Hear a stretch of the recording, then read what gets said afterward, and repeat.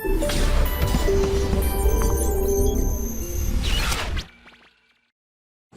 बच्चों, आज हम लोग यहाँ पे बेटा मिनरल न्यूट्रिशन पढ़ेंगे, जो कि आपका बहुत फेवरेट टॉपिक है और इसमें आपको ज्यादा से ज्यादा याद ही करना है। तो आपको एनसीईआरटी से ही पढ़ना है, बहुत इससे बियॉन्ड नहीं जाना है, कोई एक्स्ट्रा नहीं पढ़ना है।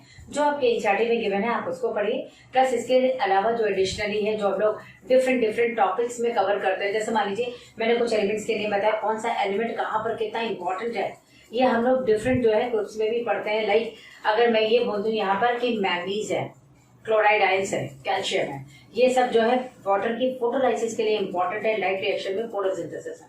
तो ये चीजें हमने वहां पढ़ी, उन सभी को सारा एग्रीगेटेड फॉर्म में यहाँ पे पढ़ना है। तो बच्चों सबसे पहले अगर मैं मिनरल न्यूट्रिशन की बात कर रही हूँ तो इसमें हम लोग को we have to study about the different types of mineral elements which are required for the plant, their mode of absorption, mode of transport and metabolism. ये कंप्लीट हम लोग को इसमें पढ़ना है। चलिए, तो सबसे पहले बच्चों इसमें एक आपको नॉब का नाम दिया गया, एक्चुअली जुलियन बॉर्न साक्स और नॉब, ये दोनों जो है इन लोगों ने सबसे पहले डिस्कवर किया था मैक्रो एलिमेंट को, जिसका ज्यादा अमाउंट में यूज है। ठीक है, इसके अलावा जो है आनंद का नाम यहाँ पे गिवन है, उन्होंने माइक्रो एलिमेंट की लिस्ट प्रपोज की कि कौन कौन से माइक्रो एलिमेंट्स होते हैं जो प्लांट के लिए रिक्वायर्ड है। ये सारी बातें हम लोग प्लांट के रिस्पेक्ट में बोल रहे हैं। ठीक है, चलिए इसमें बच्चों एक नाम आता है हाइड्रोपोनिक्स। हाइड्रोपोनिक्स क्या है? देखिए, जो नॉर्मली हम लोग प्लांट को ग्रो करा रहे हैं सॉइल में, राइट, ये तो एक कॉमन प्रोसेस है। लेकिन इसमें अगर आपसे ये पूछा जाए कि अगर which one is not essential for plants, right, उसमें मैक्रो एलिमेंट्स हैं, माइक्रो एलिमेंट्स हैं, इसके अलावा एयर है और साथ ही में आपको दे दिया जाए सॉइल, तो आपको लिखना है सॉइल, क्योंकि सॉइल की रिक्वायरमेंट प्लांट को नहीं होती है। प्लांट को रिक्वायरमेंट सॉइल में प्रेजेंट वाटर और न्यूट्रिएंट्स की होती है। और हम लोग ने macro element, micro elements, water ये तो अलग से दे ही दिया, तो सॉइल आपको वहां एलिमिनेट करना था। ठीक है, आंसर विल बी सॉइल। तो इसी तरह से बच्चों अब ये प्लांट को, it is a technique to develop a plant in nutrient enriched solution, means plants are not grown inside a soil, it is completely a soilless culture. एक soilless culture का मतलब होता है कि न्यूट्रिएंट रिच सॉल्यूशन में plants को grow कराना। This technique is called hydroponics. Fine, it was first used by Julius born socks. इन्होंने सबसे पहले इसका यूज किया और इसको यूज करके इन्होंने सीडलेस कुकम्बर, टमाटो, लेट्यूस इसको ग्रो कराया। ठीक है, तो बच्चों ये इसका डायग्राम दिया हुआ है, आप डायग्राम देख सकते हैं। देखिए, ये जो है एक वेसल है, ट्रांसपेरेंट वेसल है, इसमें प्लांट को ग्रो करा रहे हैं। इससे आपको ये रूट और ये एरेटिंग पाइप और इसके अलावा जो है ये फनल दिखाई दे रही, नहीं तो आप ये बोलोगे कि मैम ने पॉट बना दिया और यहाँ इसके अंदर से ये सब कैसे दिख रहा है। बिकॉज ये जो वेसल है ना, ये ग्लास वेसल है, आपको क्लियर कट सारी चीजें दिखाई दे किस फॉर्म में यहाँ रखी गई हैं, इससे सरल से लिया गया है, राइट। तो एक वेसल है, इस वेसल में न्यूट्रिएंट सोल्यूशन को रखा गया, इसके अंदर एक प्लांट को स्टेरिलाइज करके रख दिया गया। इसके साथ ही बच्चों यहाँ पर एक एरेटिंग पाइप है, क्योंकि इसको हम लोग क्या करते हैं, जो प्लांट स्टेरिलाइज करके रखा गया है इसको कॉटन प्लग से बिल्कुल एकदम प्लग कर देते हैं कि कोई बाहर का कंटेमिनेशन अंदर ना आए, राइट। और इसके अलावा एरेटिंग ट्यूब है और ये फनल है, इनको भी स्टेरिलाइज करके इसमें रखा जाता है। Aerating tube obviously for providing oxygen है, and the second one which is called funnel, it is for adding the water and minerals. इनको ऐड करने के लिए प्लस इनको भी कॉटन से प्लग कर देते हैं to avoid the contamination from outside. Clear?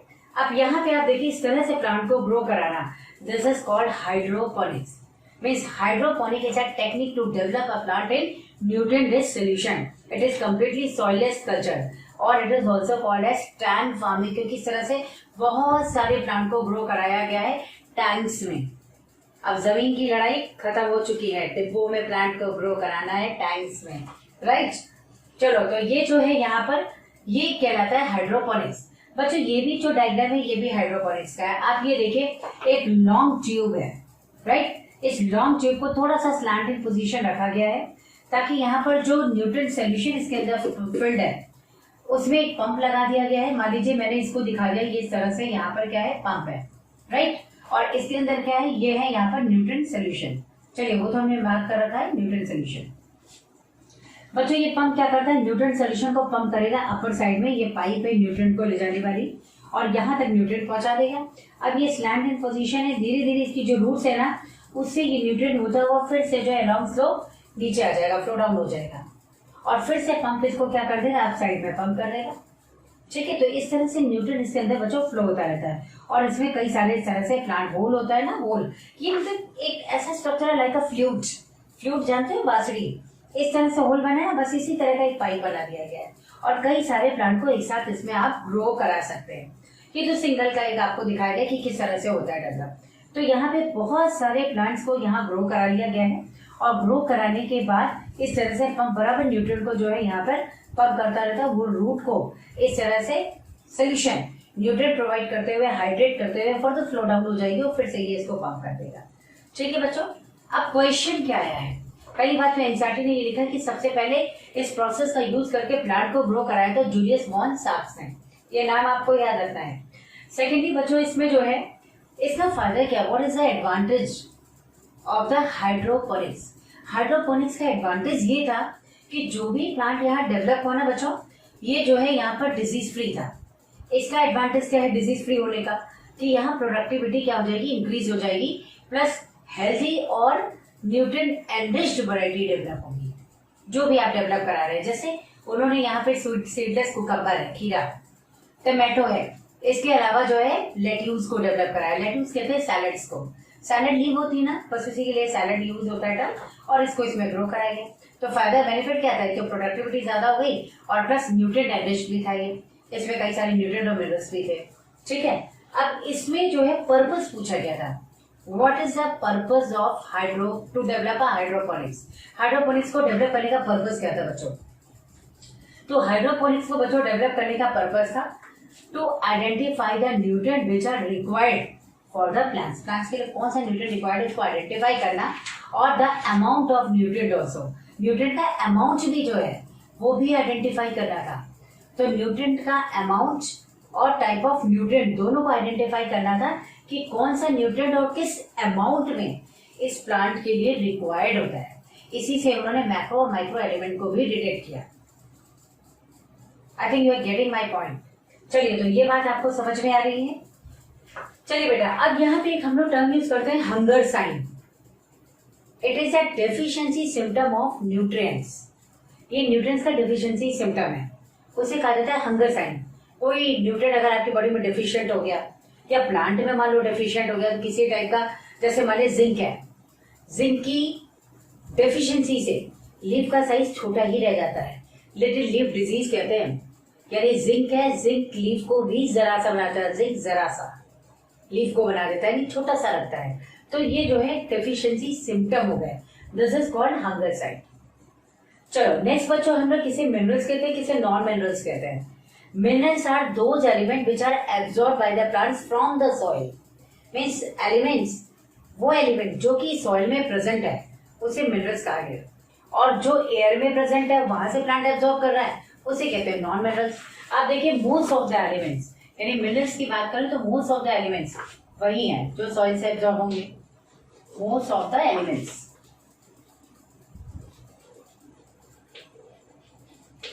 लेकिन मैं यहाँ पे अगर देखो नॉन मिनरल्स में, तो बच्चों नॉन मिनरल्स में जो आता है वो कार्बन हो गया, ऑक्सीजन हो गया, CO2 हो गया, या फिर मतलब कार्बन जो है वो CO2 की फॉर्म में एब्जॉर्ब हो रहा है, नाइट्रोजन है, ये सब है।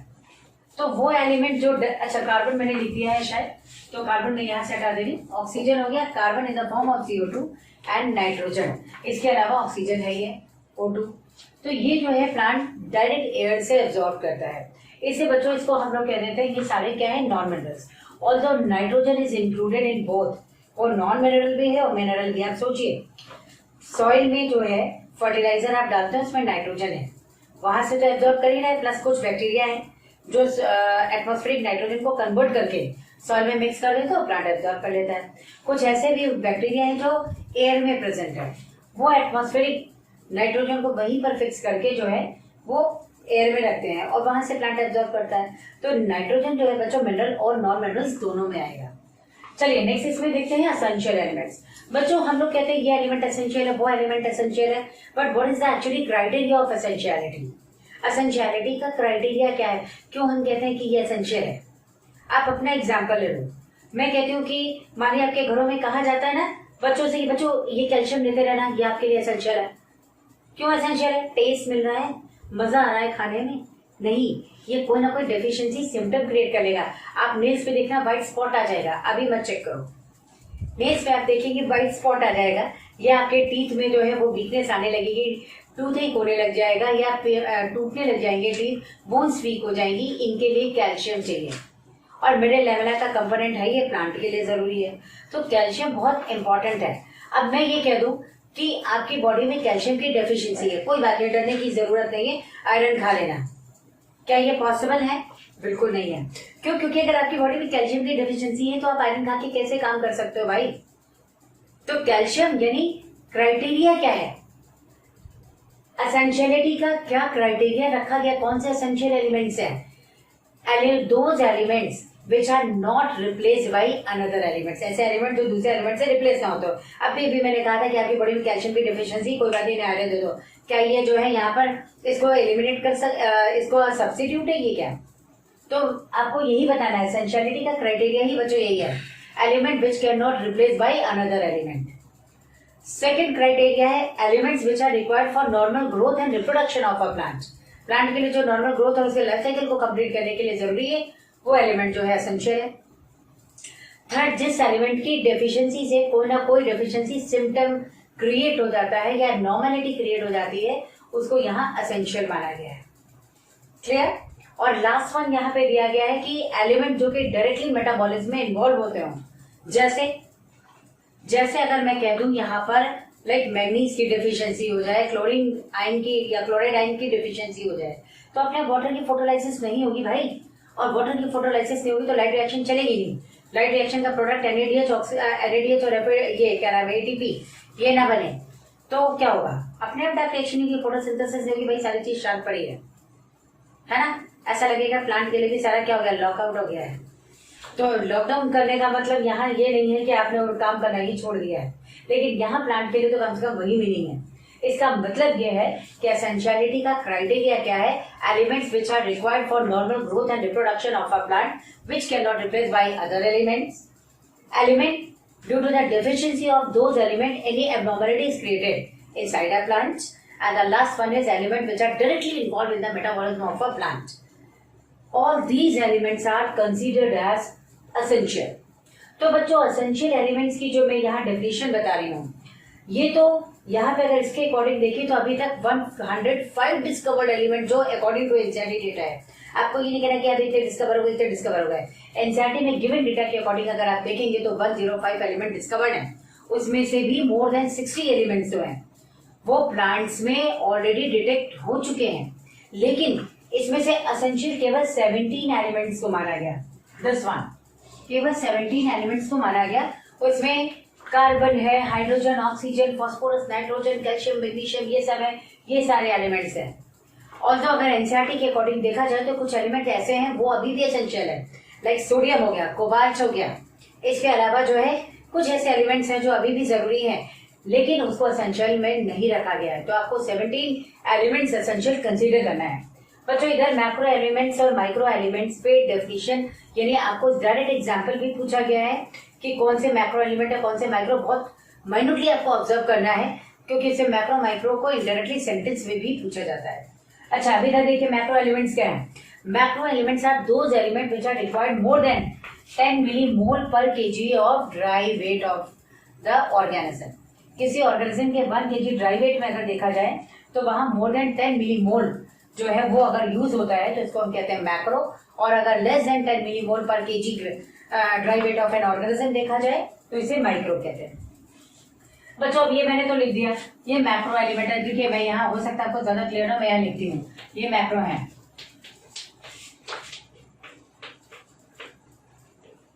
ये सारे मैक्रो एलिमेंट कंसीडर किए गए। आप सोचिए मैंने इतना फास्ट कैसे लिखा, किसी को ये याद नहीं रहता मैक्रो कौन सा है, तो आपको सीधे याद रखना है। एक शॉर्टकट से मैं याद रखती हूँ, चॉपकंस कैमेन, चॉपकंस CHOPKNS, चॉपकंस। आप बोल के देखिए और सारे लेटर जो है इसमें प्रोनाउंस होते हैं, साउंड आता है। Chop CHOP KNS, चॉपकंस कैमिक। ठीक है, तो ये मैक्रो एलिमेंट है। अब बच्चों मैक्रो एलिमेंट पता चल चुका है, ऑब्वियसली माइक्रो एलिमेंट क्या होंगे, रेस्ट जो बचे वो माइक्रो है। मैं तो यहाँ से कहती हूँ सी से पहले बी आता है, बोरॉन लिख दो। सी से क्या आ जाएगा, कार्बन यहाँ हो गया है, क्लोरीन कॉपर आप इधर लिख दीजिए। नेक्स्ट इधर मैग्नीशियम दिया हुआ है, मैग्नीज लिख दीजिए Mn, Mn लिखा है तो Zn भी लिख दो, मॉलिब्डेनम भी लिख दो। इसके अलावा जो है आयरन, आयरन बेटा माइक्रो एलिमेंट में आता है, लेकिन माइक्रो एलिमेंट में सबसे ज्यादा अमाउंट में यूज होने वाला एलिमेंट है, ठीक है। और इसके अलावा निकल हो गई। तो ये सारा जो एलिमेंट है माइक्रो है और ये क्या है, मैक्रो एलिमेंट, ठीक है बच्चों। तो इतना मैक्रो और माइक्रो आपको पता होना चाहिए। चलिए नेक्स्ट इसमें देखते हैं।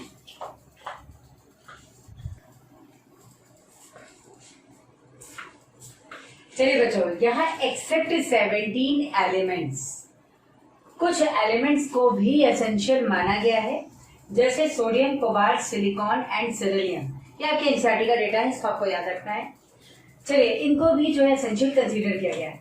बच्चों इस एलिमेंट्स का सिग्निफिकेंस क्या है, क्या इंपॉर्टेंस है, क्या वर्क करता है ये एलिमेंट प्लांट्स में। चलिए तो मैं कुछ यहाँ बात कर रही हूँ, उसके बाद तो बहुत लॉन्ग टेबल दिया हुआ है, कौन सा एलिमेंट किस फॉर्म में एब्जॉर्ब हो रहा है, कहाँ कहाँ उसका इंपॉर्टेंस है, क्या जो है किसका कंपोनेंट है, ये आपको अपने एनसीईआरटी से पढ़ना है। कुछ यहाँ पर है जो हम लोग डिस्कस कर लेते हैं।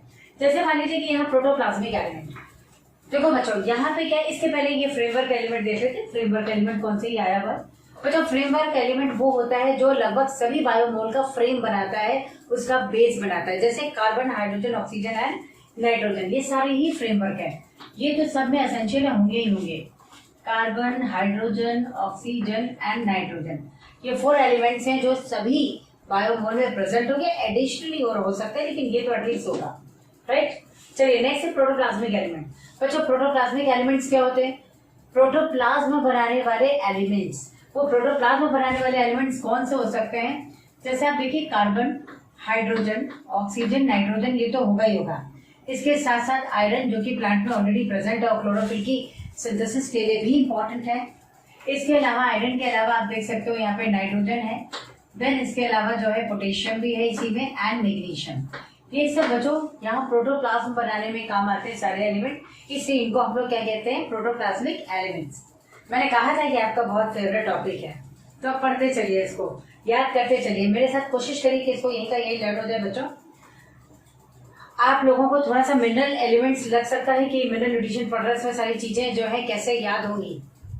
तो मैं तो सीधा सा किसी भी सक्सेस का एक ही जो है फंडा होता है, यहाँ पे ठान लो तो जीत और मान लो तो हार, ये आपको मान के चलना है। मान लो हार और ठान लो तो जीत, इसके सिवा कुछ भी नहीं है। अगर आपने ठान लिया पढ़ लोगे तो डेफिनेटली पढ़ लोगे, कुछ मैं आपको जो है निमोनिक्स इसके साथ साथ देती चलूंगी।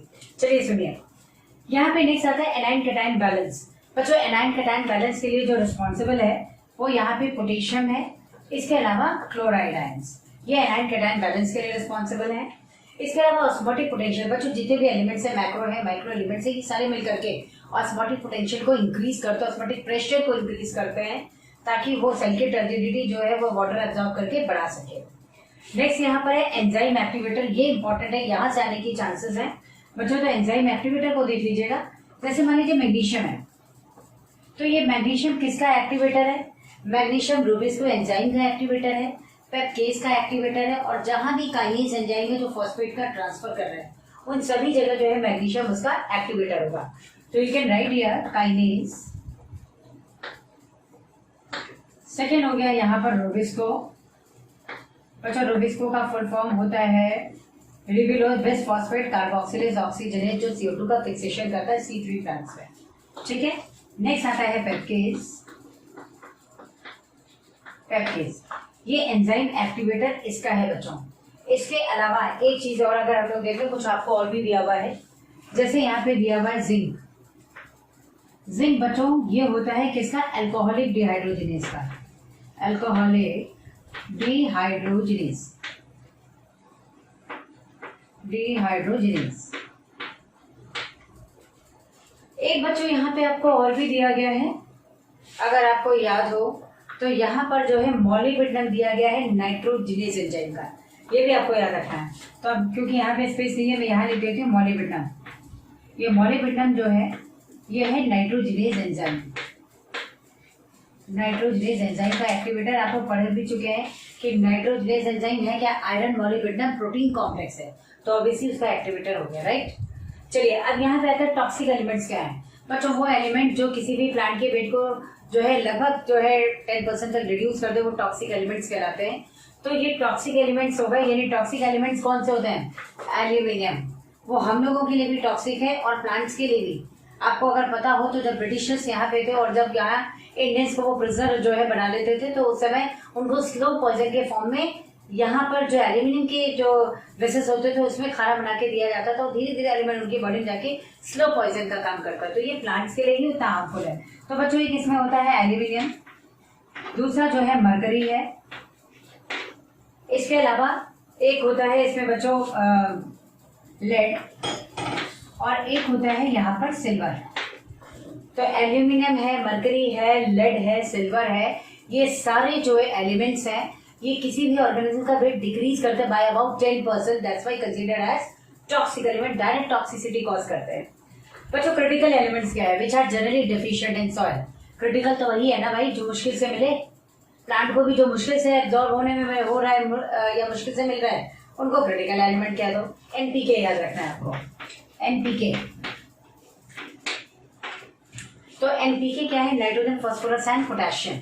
ये जनरली सॉइल में डेफिशिएंट है। नाइट्रोजन नाइट्रेट के फॉर्म में एब्जॉर्ब होता है और फास्फोरस फॉस्फेट के फॉर्म में नेगेटिवली चार्ज आयन यानी एनाइंस जो होते हैं वो यहाँ जनरली सॉइल में डेफिशिएंट और एक्टिवली ही एब्जॉर्ब होंगे अगर ऑब्वियसली डेफिशिएंट हुए तो क्रिटिकल एलिमेंट्स है। और जनरली जो फर्टिलाइजर्स वगैरह बनते हैं ना बच्चों, उसमें एनपीके का एक फिक्स रेशियो होता है, ठीक है। तो जनरली फार्मर्स क्या करते हैं, आजकल तो जो लेटेस्ट टेक्निक है उसके अकॉर्डिंग उनको करना क्या चाहिए, फार्मर्स को अपने सॉइल की क्वालिटी को चेक करा के किस टाइप के फर्टिलाइजर की रिक्वायरमेंट है उस टाइप के फर्टिलाइजर को उनको यहाँ पे प्रोवाइड करना चाहिए। तो बच्चों यहाँ पर तो ये हो गए क्रिटिकल। नेक्स्ट आता है एनर्जी रिलेटेड एलिमेंट्स। बच्चों एनर्जी रिलेटेड एलिमेंट्स कौन से हो गए? डायरेक्ट आपको लिखना है फास्फोरस जो एटीपी के फॉर्म में रहता है, ब्रेक होकर के मिलता है, और दूसरा है मैग्नीशियम जो क्लोरोफिल की सिंथेसिस करता है, क्योंकि क्लोरोफिल की सिंथेसिस में ही सोलर एनर्जी कन्वर्ट होती है एटीपी में। तो फास्फोरस भी हो गया प्लस क्लोरोफिल का मेन कंपोनेंट मैग्नीशियम है, मैग्नीशियम भी हो गया, राइट। चलिए नेक्स्ट आता है क्रिटिकल कंसंट्रेशन। बच्चों यहाँ एक डेफिनेशन दी गई है आपको क्रिटिकल कंसंट्रेशन की। क्रिटिकल कंसंट्रेशन क्या है? It is that concentration of element below which plant growth is retarded. कितना सॉलिड डेफिनेशन है, आप सोच के देखो। अब हम लोग को क्रिटिकल एलिमेंट डायरेक्ट पूछ लिया जाता, बच्चा ये एनसीईआरटी में डेफिनेशन नहीं दी होती तो हम लोग क्या कहते हैं, क्रिटिकल एलिमेंट्स क्या होते हैं जनरली, मतलब वो होते हैं ना जो जनरली कम होते हैं। और यहाँ पे जो साइंटिस्ट होते हैं कितने अच्छे से डिफाइन कर रहे हैं, आप देखो क्रिटिकल एलिमेंट वो एलिमेंट है, या क्रिटिकल कंसंट्रेशन की बात करें तो क्रिटिकल कंसंट्रेशन वो कंसंट्रेशन है जिससे कम हो जाने पर प्लांट की ग्रोथ रिटार्ड हो जाए। रिटार्ड हो जाए मतलब इनहिबिट हो जाए, तो इसको कह देते हैं ये क्या है, क्रिटिकल कंसंट्रेशन, राइट। चलो बच्चों एक टॉक्सिसिटी की भी डेफिनेशन दी गई है। एनी एलिमेंट और any concentration of element which reduces the weight of an organism by about 10% at least. They are considered as toxic and this phenomena is called toxicity. यानी toxicity क्या है? Toxicity है बच्चों वो element का concentration या वो एलिमेंट जो किसी भी प्लांट का वेट 10% तक लगभग कम कर दे, तो इसको क्या कम से कम 10% तो कम कर दे, तो इसको यहाँ कंसिडर किया गया है टॉक्सिसिटी। अब ये जरूरी नहीं है कि एलिमेंट डायरेक्ट टॉक्सिक ही हो, जैसे ये दिया हुआ है ना टॉक्सिक एलिमेंट एनपीके, सॉरी ये जो क्रिटिकल एलिमेंट है टॉक्सिक एलिमेंट यहाँ दिया गया है aluminium, mercury, lead and silver. अब ये जरूरी नहीं कि ये टॉक्सिक एलिमेंट ही टॉक्सिसिटी कॉज कर रहा है। बच्चों एक चीज एग्जांपल एनसीईआरटी ने आपको दिया है और इस पे क्वेश्चन भी पूछा, बहुत ध्यान से सुनना। Manganese, higher concentration of manganese, higher concentration of manganese Mn, it causes deficiency of iron, calcium and magnesium।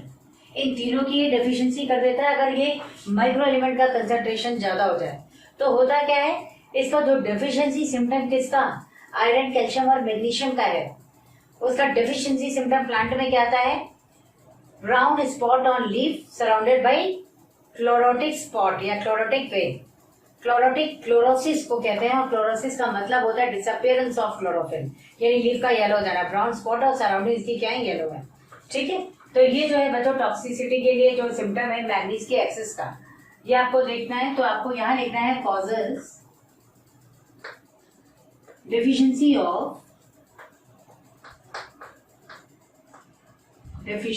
Of iron, magnesium and calcium. और इसका जो इफेक्ट आता है, इफेक्ट क्या आएगा, इसका इफेक्ट आएगा बच्चों ब्राउन लीफ स्पॉट या ब्राउन स्पॉट surrounded by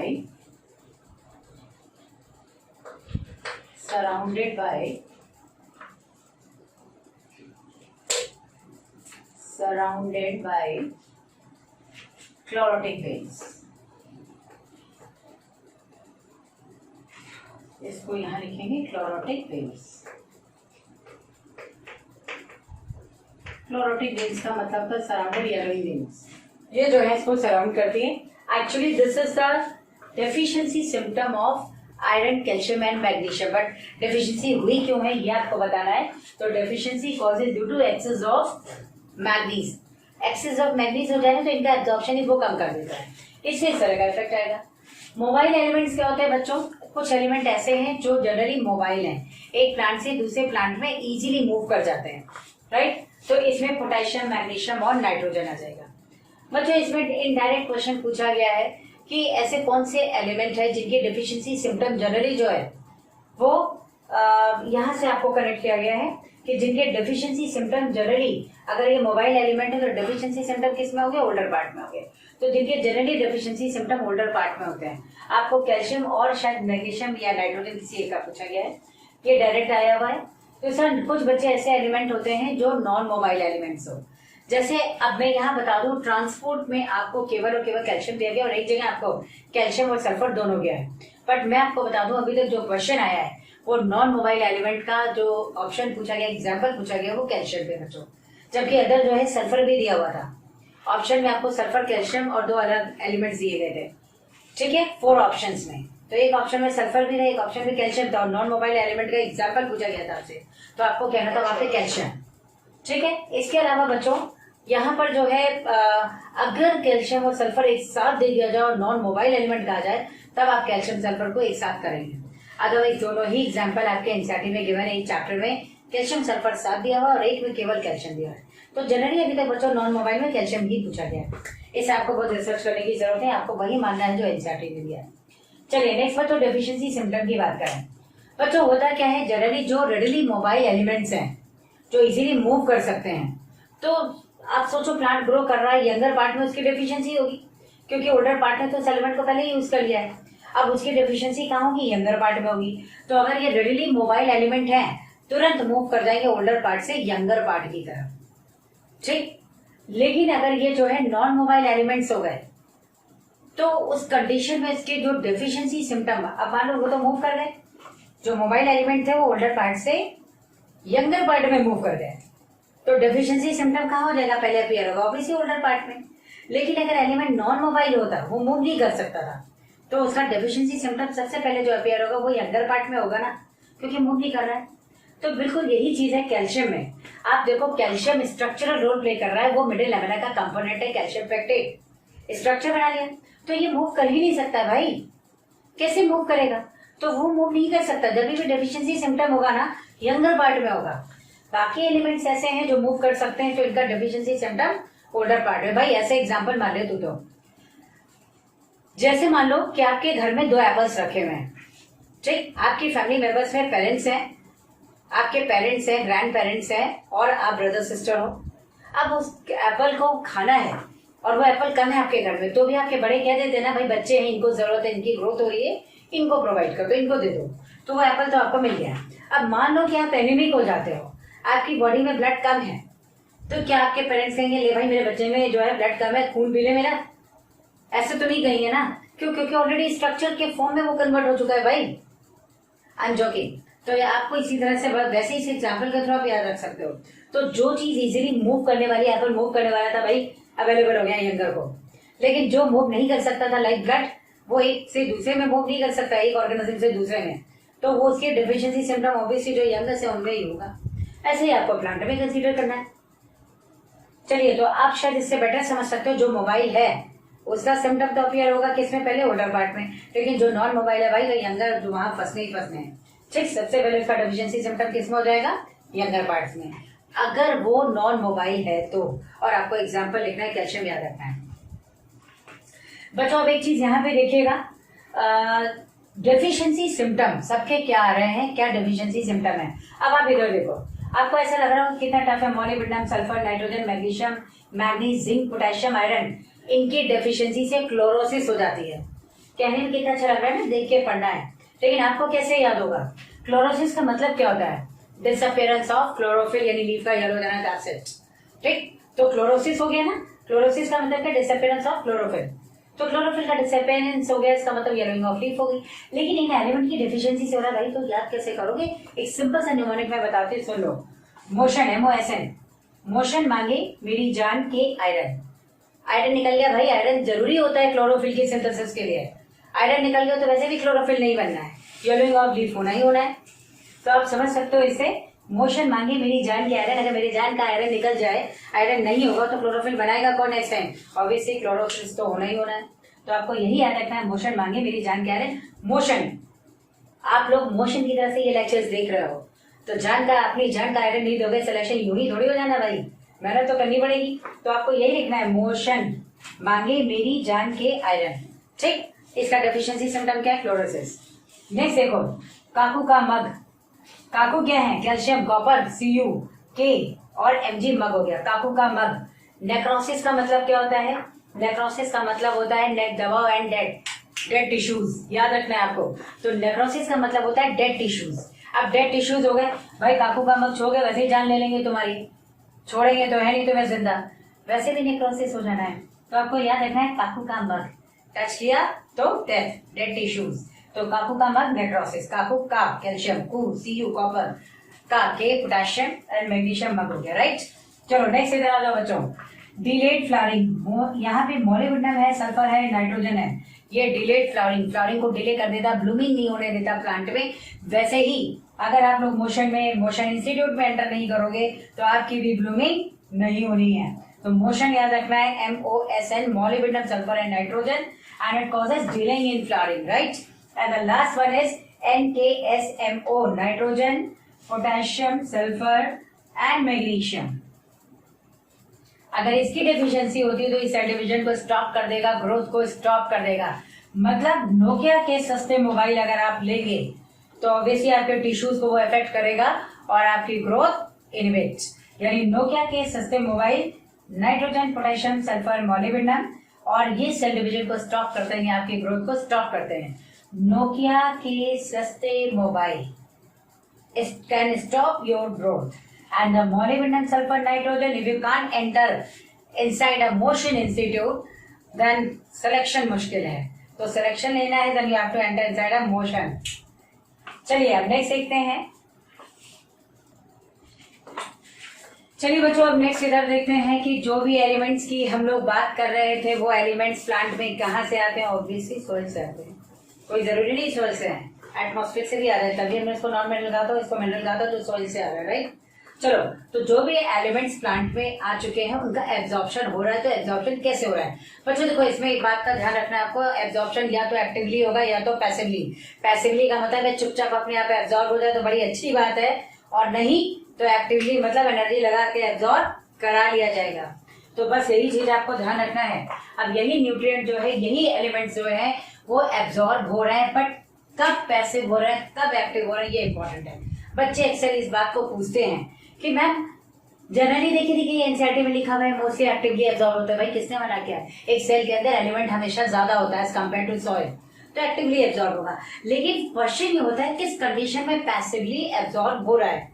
देखो, जब भी बच्चों हम यहाँ एक्टिव की बात कर रहे हैं तो कोई भी एलिमेंट अगेंस्ट कॉन्सेंट्रेशन ग्रेडियंट जब भी एब्जॉर्ब होता है तो एक्टिवली होता है, and always inside a cell.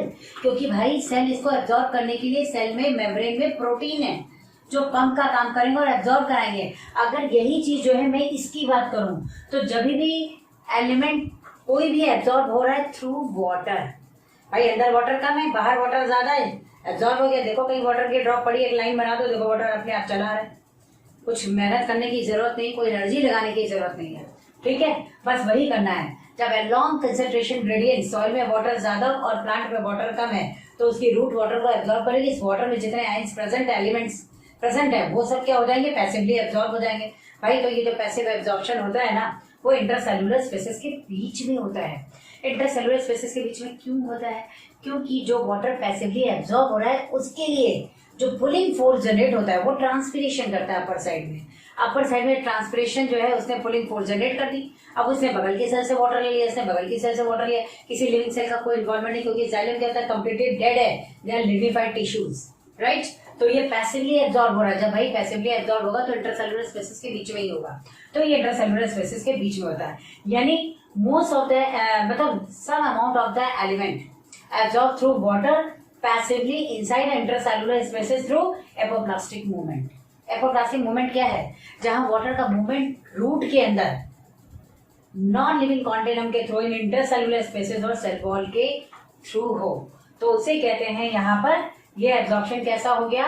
ये एब्जॉर्प्शन जो है वो इंटरसेलुलर स्पेसेस के बीच में पैसिवली हो रहा है और ये फास्ट होगा, ठीक। अब यहाँ देखो, अगर एक्टिवली एब्जॉर्ब हो रहा है तो वो सिम्प्लास्टिक मूवमेंट होगा, मतलब सेल टू सेल होगा। मैंने लिख ही रखा है इनसाइड अ सेल। इसका मतलब सेल में जो मेम्ब्रेन है उनके प्रोटीन्स पंप की तरह काम करते हैं, पकड़ पकड़ के वाटर को और आयंस को इसके अंदर ट्रांसफर कर देंगे। तो ये पैसिवली है, इसलिए स्लाइटली स्लो मूवमेंट होगा और ये फास्ट होगा। क्लियर बच्चों? चलिए, अब ये तो हो गया एब्जॉर्प्शन का तरीका कि एक्टिव क्या है और पैसिव कैसे हुआ। जब भी एक्टिव हो रहा है तो हमेशा कैसा होगा? इनसाइड द सेल सिम्प्लास्टिक, और जब भी ये पैसिव होगा तो always in between the intercellular spaces and through apoplastic. चलो नेक्स्ट आ जाओ बच्चों। सबसे इंपॉर्टेंट है नाइट्रोजन मेटाबॉलिज्म। और नाइट्रोजन मेटाबॉलिज्म से इतने सारे क्वेश्चंस आए हुए हैं, तो उन सारे क्वेश्चंस को आपको ध्यान से देखना है। देखो, नाइट्रोजन मेटाबॉलिज्म जो है बच्चों, ये क्रैश कोर्स है। मैं थोड़ा फास्ट पढ़ रही हूँ, ऑल्दो आप लोगों ने कमेंट्स में मुझे जो है सुपर फास्ट दे दिया है। मुझे पता नहीं चल रहा है अप्रिशिएट कर रहा हूँ या कमेंट कर रहा हूँ या नेगेटिव कर रहा हूँ, बट मुझे लगता है कि अगर हम लोग फास्ट नहीं करेंगे इसको तो ये स्लो हो जाएगा। अंकित, तो इस बात का ध्यान रखिएगा, थोड़ा सा ये फास्ट होगा। अगर आपका कंसंट्रेशन ब्रेक हुआ तो बेटा आपका छूटेगा और आपको लगेगा ये सुपर फास्ट है। इससे आपको ध्यान रखना है। अब तो बुलेट ट्रेन का जमाना आ गया है, तो सुपर फास्ट तो कम से कम थोड़ा बहुत तो हम लोग बन जाए भाई। चलो देखो, नाइट्रोजन मेटाबॉलिज्म। नाइट्रोजन मेटाबॉलिज्म का मतलब है नाइट्रोजन का एब्जॉर्प्शन किस फॉर्म में हो रहा है, किस तरह से अंदर एब्जॉर्ब हो रहा है, किस तरह से मॉडिफाई हो रहा है, किस फॉर्म में एब्जॉर्प्शन है, किस फॉर्म में इंटरनल कन्वर्जन है, किस फॉर्म में एटमॉस्फेयर से लिया गया प्लांट में और प्लांट में फिर से एटमॉस्फेयर में रिलीज किया। ये होल साइकिल बनी हुई है, ठीक है। चलो इसमें देखो बच्चों, एक तो सबसे पहले जो एलिमेंट जहां सबसे ज्यादा अमाउंट में प्रेजेंट होगा, this is called reservoir pool. Reservoir pool where the particular element found in abundant amount, right? This is called reservoir pool. And the cycling pool which is called lithosphere, यानी जो land area है जहाँ पे cycling वे में nitrogen का movement चल रहा है। तो साइक्लिंग पूल यानी साइक्लिक मूवमेंट क्या होता है भाई? साइक्लिक मूवमेंट मतलब होता है movement of nutrients. Here we are saying the nitrogen in between the living organism and non living component या एटमॉस्फेयर। ऑर्गेनिज्म से एटमॉस्फेयर, एटमॉस्फेयर से ऑर्गेनिज्म, ये सब चलता रहेगा, यही साइक्लिंग है। तो साइक्लिंग ये चलती है कहाँ पे? लिथोस्फेयर यानी लैंड पे। और हायर अमाउंट 78% नाइट्रोजन कहाँ पर? एटमॉस्फेयर में। इसको हमने कह दिया रिजर्वॉयर पूल। बच्चों, साइक्लिंग पूल में, साइक्लिक मैनर में दो मेन प्रोसेस है। पहली बात तो ये रिजर्वॉयर पूल से साइक्लिंग पूल में आया कैसे? नाइट्रोजन फिक्सेशन के थ्रू। मैं बताती हूँ अभी क्या है। फिर साइक्लिंग पूल में क्या चल रहा है? Ammonification and nitrification.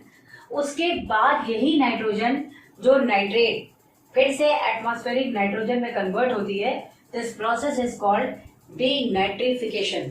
बच्चों, ये डीनाइट्रिफिकेशन है, ये डीनाइट्रिफिकेशन है। तो डीनाइट्रिफिकेशन के थ्रू वापस से एटमॉस्फेयर में। ध्यान से मेरी बात सुनना।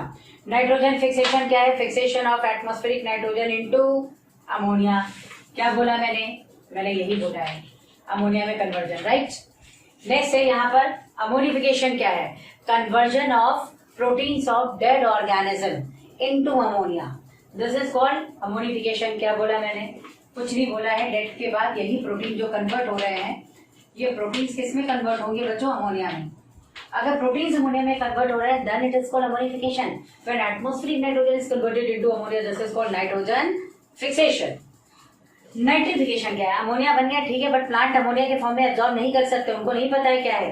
तो क्या होता है? यही अमोनिया जब फिर से नाइट्रेट में कन्वर्ट होती है, this is called nitrification. I am saying it is a conversion of ammonia into nitrate, right. अब इसी नाइट्रेट के फॉर्म में प्लांट एब्जॉर्ब कर सकते हैं। मजा नहीं आ रहा है उनको इतने सारे काम करने में, वो करेंगे क्या? उनको तो एब्जॉर्ब करना है नाइट्रेट के फॉर्म में, तो कन्वर्जन तो चाहिए भाई। एटमॉस्फेरिक नाइट्रोजन को ले लिया, जो मर आ गया उनका भी क्या है, नाइट्रोजन निकालो, अमोनिया में कन्वर्ट हो गया और उसको नाइट्रेट के फॉर्म में उनका एब्जॉर्प्शन करा। यही तो साइक्लिक मैनर है। और जब उन ऑर्गेनिज्म की डेथ हो जाए या किसी भी रीजन से यही नाइट्रेट वापस से अमोनिया में एटमॉस्फेरिक नाइट्रोजन में कन्वर्ट हो जाए, दिस इज कॉल्ड नाइट्रिफिकेशन। बच्चों अब मैं जा रही हूँ नेक्स्ट टेबल बनाने, वो जो आपकी ऑलरेडी एनसीईआरटी में दिया हुआ है और उस पे आपसे लेवलिंग भी पूछी गई है। चलिए नेक्स्ट देखते हैं। बच्चों इसमें देखिए, जैसे कि यहाँ पर एटमॉस्फेरिक नाइट्रोजन, अभी जस्ट मैंने इसके पहले क्या बताया था आपको, एक रिजर्वायर पूल बताया था और एक मैंने बताया था साइक्लिक पूल। मैंने कहा था रिजर्वायर पूल क्या है, एटमॉस्फेयर है, और साइक्लिक पूल क्या है, लिथोस्फीयर, यानी साइक्लिक मैनर में नाइट्रोजन यही मूव कर रही है। और फाइनली अगर एटमॉस्फेयर से नाइट्रोजन ली जा रही है तो अब इसी नाइट्रोजन फिक्सेशन के थ्रू ली जाएगी, और अगर यहाँ से वापस नाइट्रोजन बैक हो रही है तो डीनाइट्रिफिकेशन के थ्रू। बस यही फ्लो चार्ट जो है आपका एनसीईआरटी का है, जिसमें बेस डायग्राम जो है आपसे यहाँ लेवलिंग भी पूछी गई है।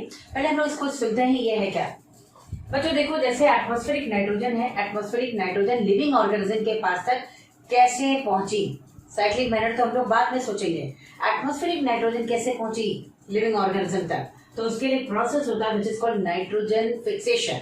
मैंने नाइट्रोजन फिक्सेशन बोला था ना, conversion of atmospheric nitrogen into ammonia for the plants is called nitrogen fixation.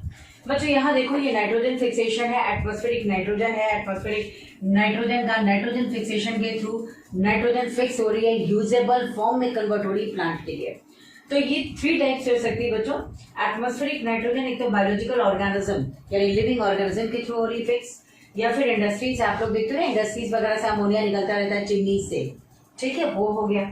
और थर्ड हो गया बच्चों इलेक्ट्रिकल। इलेक्ट्रिकल का मतलब होता है at the time of electric discharge and raining, जब बारिश हो रही हो, बिजली चमक रही हो, उस कंडीशन में नाइट्रोजन, जैसे मैंने यहाँ थोड़ा सा पॉइंट इसका लिखा है, जब रेनिंग यानी बारिश हो रही है और इलेक्ट्रिकल डिस्चार्ज यानी बिजली चमक रही है, उस कंडीशन में नाइट्रोजन ऑक्साइड ऑक्सीजन से कंबाइन करके nitrogen monoxide, then again oxygen से कंबाइन करके नाइट्रोजन डाइऑक्साइड, और रेन वाटर के साथ कंबाइन करके ये बनाता है nitric acid, nitric nitrous acid बनता है। ये नाइट्रिक एसिड रेन वाटर के साथ अर्थ पे आता है और जो भी एल्कलीज है उनके नाइट्रेट बना के एब्जॉर्ब हो जाता है। इसी को मैंने यहाँ पे कहा है electrical.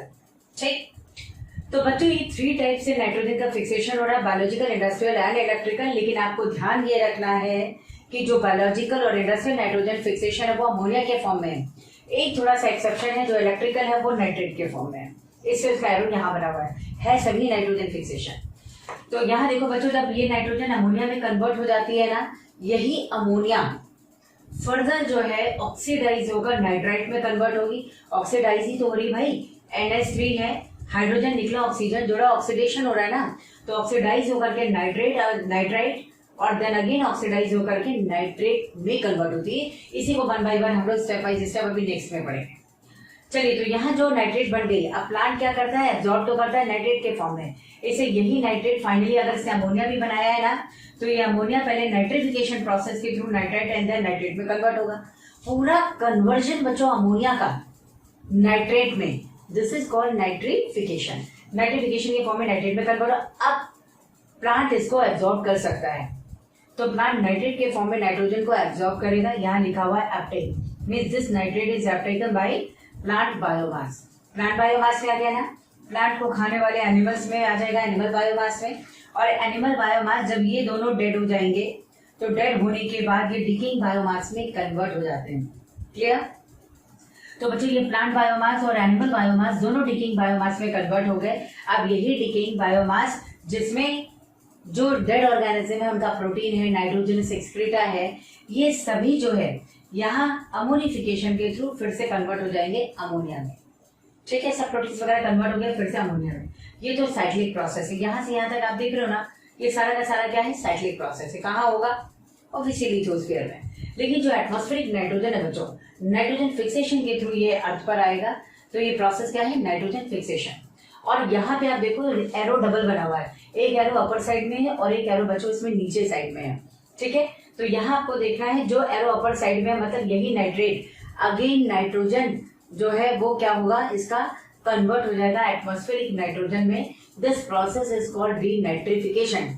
Pseudomonas denitrificans, thiobacillus denitrificans bacteria इसके लिए रिस्पॉन्सिबल है, जिसको अभी हम लोग लास्ट में पढ़ेंगे। अभी तो आप केवल साइक्लिक वे में पढ़ रहे हो कौन कौन से जो है इसमें प्रोसेस चलते हैं, ठीक है। अब ये देखो डीनाइट्रिफिकेशन का एक एरो यहाँ बच्चों नीचे की ओर भी लगा हुआ है।